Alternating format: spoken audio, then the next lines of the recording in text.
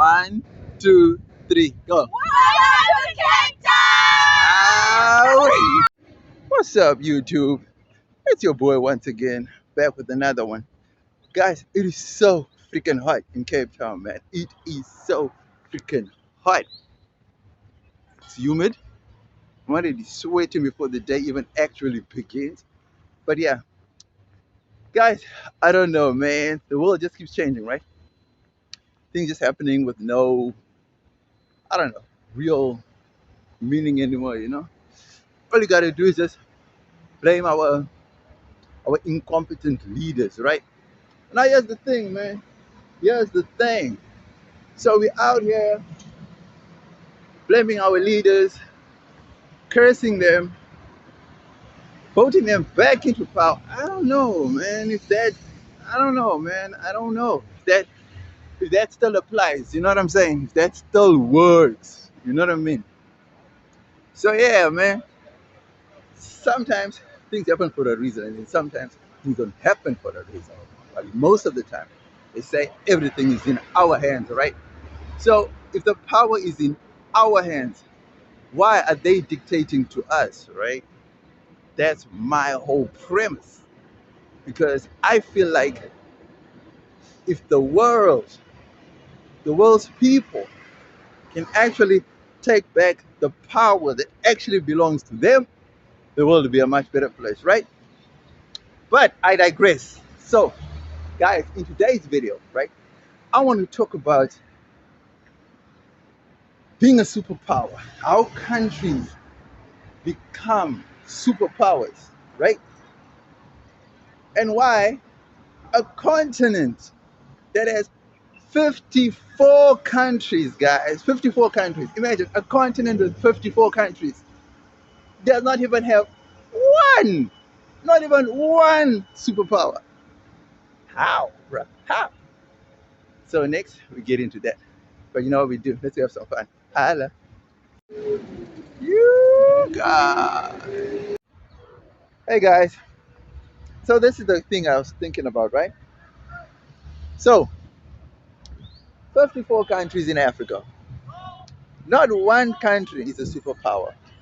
And yet, South Africa was a superpower.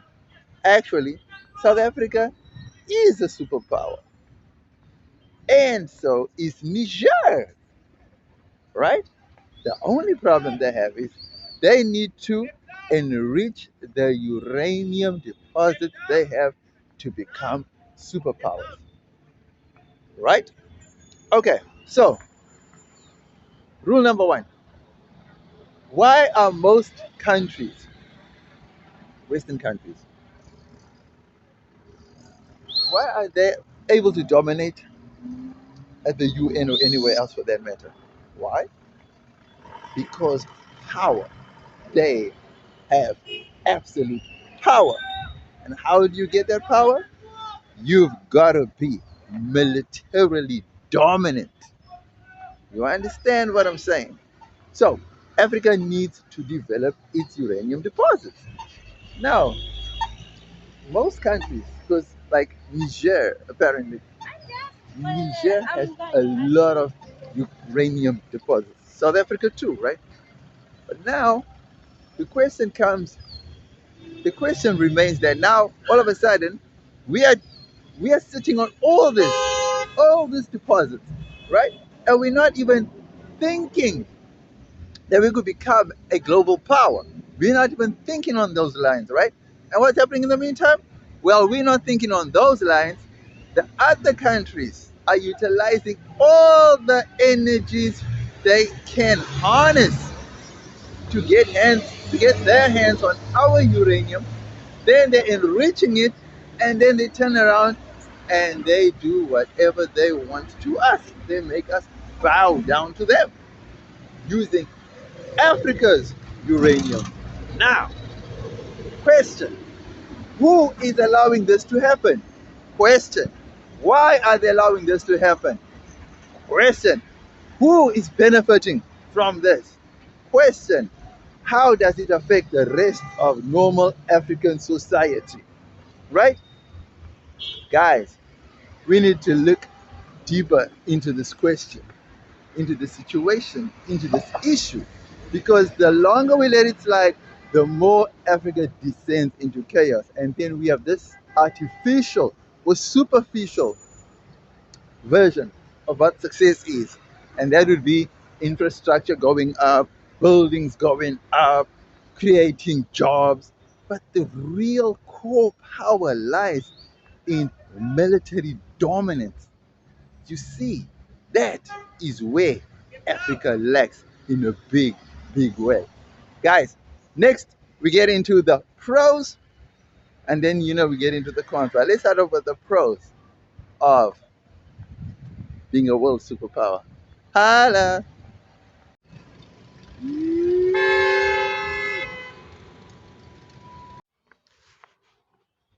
Okay, so back at it again, right? So the pros of having this uranium setup, right? A lot of countries, our world, in the world, have power simply because they have nuclear power. Nuclear power. Nuclear is basically a deterrent, and it's basically a dominating fact in who gets to say what without anybody retaliating. I mean, we don't even need to give examples, guys. We don't need to. Because once you have nuclear capabilities, I promise you, whoever, whoever, whoever disrespected you will reconsider their actions. And trust you, me, those people will always, always respect you. Because nuclear power is like the ultimate deterrent, right? And that's what most of the big superpowers use. They use their nuclear capabilities to muscle their way into whatever they want you to do. And because of having nuclear capabilities or nuclear power, you can basically run the entire show, right? So, do you see the advantage of having nuclear now? The majority of the countries that make decisions, it's solely based on that one reason: nuclear power. Nobody messes with nuclear powered nations. Now, because of the platform, we cannot be mentioning countries' names and stuff like that. So we don't want to be, we don't start off on the wrong footing, and we don't want to be getting flagged, for mentioning stuff. So we have to be careful how we word the stuff on this platform, right? So there we go, guys. Advantages, the pros of having nuclear. Everybody gets to respect you. Guys, when you are a power, you dominate.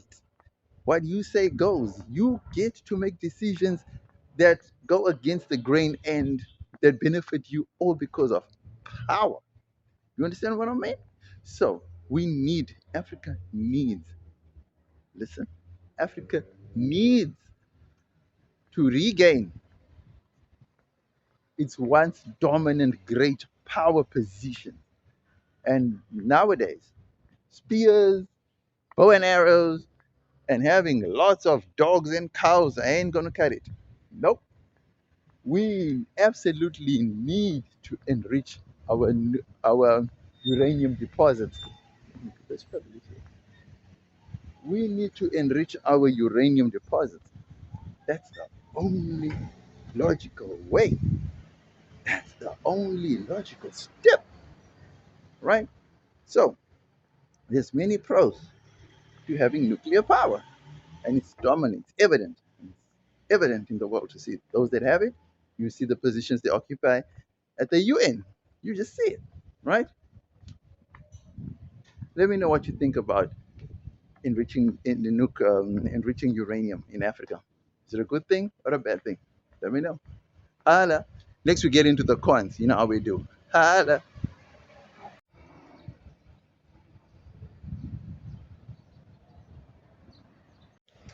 Okay. Cons of nuclear. is no cons when having nuclear. The only con that can be had when having nuclear or being in the position of nuclear is the mismanagement of nuclear. You see, like spills, um, like what happened in Chernobyl. I think there was a nuclear power plant, and that really, right? So misuse, mishandling, that is the only other con. That is the only con. Guys, people love, people love nuclear. Those that know how to use it, those that know the power of it, those that know the benefits of it, I promise you now, nuclear is the way to go. So a con of having nuclear, like I said, is misuse of nuclear, where it seeps out or where there's explosions, where there's just negligence, you know, or unintended consequences that then result in massive deaths and massive destruction because nuclear is a very powerful, powerful substance, right? So other than that, I do not see another con of having nuclear. I do not see other than that. Because some nations have now come to the point of if they want to if they want to dispose of their nuclear weapons, all they simply do is start a war. Start a war, and in that war, you will dispose of all your nuclear weapons and nuclear waste,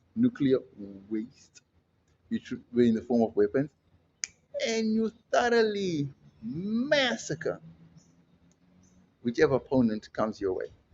See? So they cannot be. So there's more benefits to having nuclear than not, right? So I think nuclear is the way to go. Let me know what you think in the comment section below. Holla. No, no, no, no, no, no, no. Guys, in conclusion, in conclusion, I think nuclear is the only way to propel Africa forward militarily because nuclear powers seem to be abusing Africa, taking advantage of Africa. So I think and I really feel like beauty powers, no, beauty powers, nuclear powers and bigger militaries seem to always take advantage of Africa, and that needs to come to an end. I don't know how, and I don't know who, but one thing I do know for a fact is Africa does not deserve a democratic type of way. We need a dictatorship, right? So when I say dictatorship, I totally mean like we need a real Gaddafi, Mugabe style type of leadership for the whole of Africa because we need someone who can stand up for the rest of those who cannot stand up because 54 nations and not one is a world power, not one is a superpower, not one is a nuclear power, and yet we are the continent that has a ton, a load of uranium, and we're still not a superpower, a global power. Does that make sense to anybody? Let me know what you think in the comment section below. Holla!